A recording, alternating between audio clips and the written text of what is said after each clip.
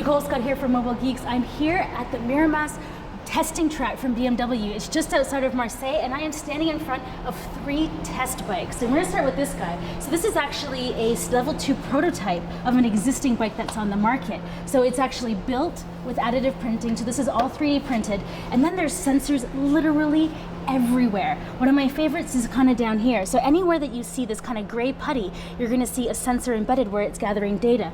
So what I found really interesting is that these sensor points aren't about a high risk of failure. They're actually about where the bike can gather the most data from different components. So if we can take a look back here at actually how these sensors are made up. So this one's for, I believe it's the rear axle. I mean, I might get these wrong because I'm not a motorbike specialist here, but they're actually stress gauges. So they're built right into the frame. And so when they're electrically powered, and then whenever there's tension or stress on this, it actually will measure the change in the electrical current.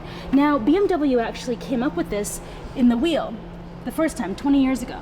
This technology actually came from a steam engine, so it's very old technology, but it's super neat that they've actually put it into the wheel. And now this is an open patent, because 20 years is a long time. But the wheel is actually one of the most important parts for a motorcycle to, well, not the most important part. The most important part would be the handlebars, because if those fall off, you can't steer the bike. But maybe the second most important part will be the wheel, because it needs to be nice and light, and it needs to take all of the impact. Now, there's also something called the swing arm, which we're gonna head over to this road bike. So this bike actually travels all around the world.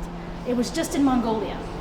And a Mongolian motorcyclist sat on this bike and then drove it all around. So the bike is actually recording the driving style, right? Because different riders in different geographies will have different ways of riding the bike. So it actually captures that style, and then the bike will actually also collect the road data, because the roads in different countries are obviously different because they're different countries.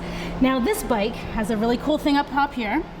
Now this is actually a super fancy accelerometer that the BMW actually took from their racing days. So this will actually measure the pitch and lean of the bike, and as well as like acceleration and lots of other data. This one over there is a heat sink. I was kind of happy that I could identify different like normal computer component parts just strapped onto the top of this bike. Now where things get uber interesting for me is when you think of what they're doing with the data. So it's super great that they're capturing it, but what are they doing with it? Well, there's 2 things. So the first is the digital twin.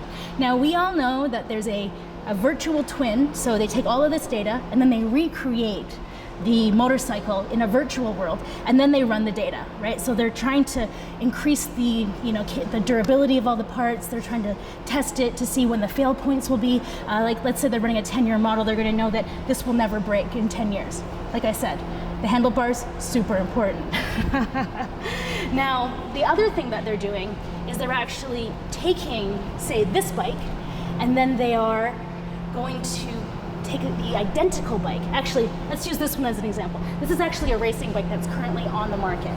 So they're taking this bike, they're putting it on the track. So these exhaust pipes are actually $3,000. Each one of these is 3K. Each one is 3K euro.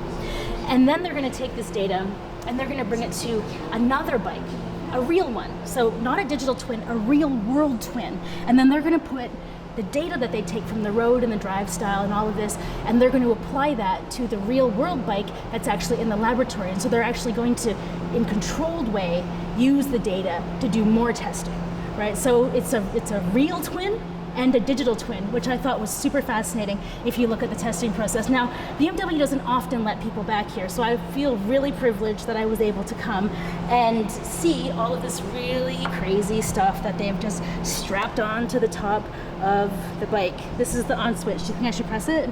And then we can maybe end the video with me getting kicked out? Oh, it doesn't flip. Oh well. Nicole Scott here from Mobile Geeks. If you liked this video, please give us a like and subscribe if you haven't done so already.